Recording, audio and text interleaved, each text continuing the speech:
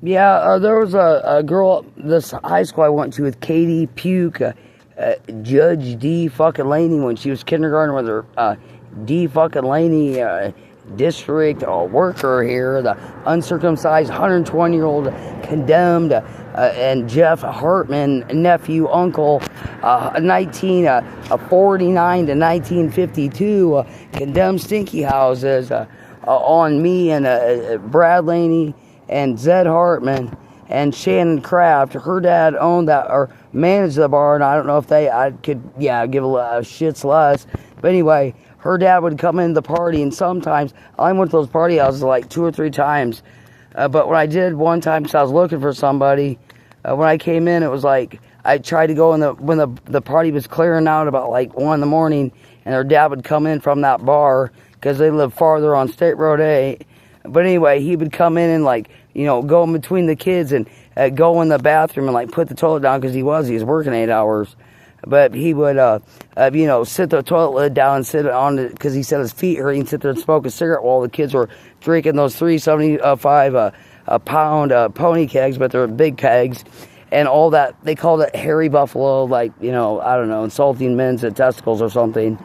But anyway, and then, and my dad at the same time was beating the shit out of me physically 18 hours or 12 hours all night long, black and blue, and going to their school. My dad supposedly went to school there than them or something.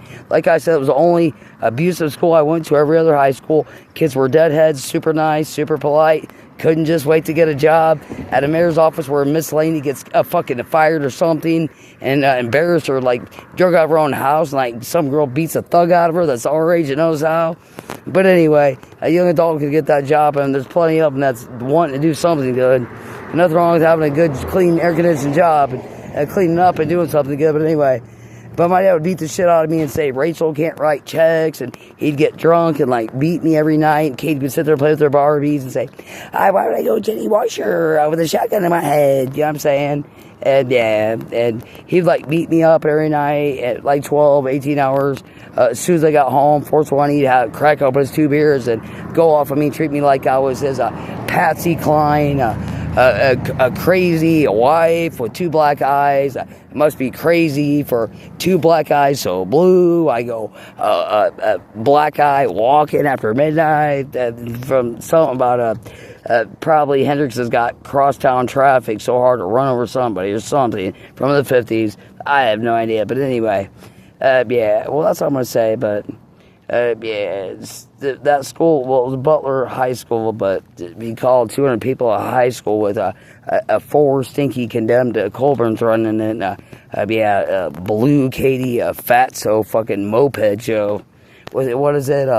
It's a Villa Speedway, right? For the bumper cars or whatever it is, when junk cars that take them out and junk them in the racetrack, and then they give out free hot chocolate for high school kids on winter night. Run them down the streets and give them a $30 hot chocolate coupon book to memorize, and almost drag you in to talk to and be their friend like a Jehovah's Witness. You know what I'm saying? Want to be your friend and party and bribe you in there. When you get in there, they're sick as fuck and won't let you leave, right? Because they never had a friend or whatever. And memorize their hot chocolate, 30 free hot chocolates, so the next one's on them, right?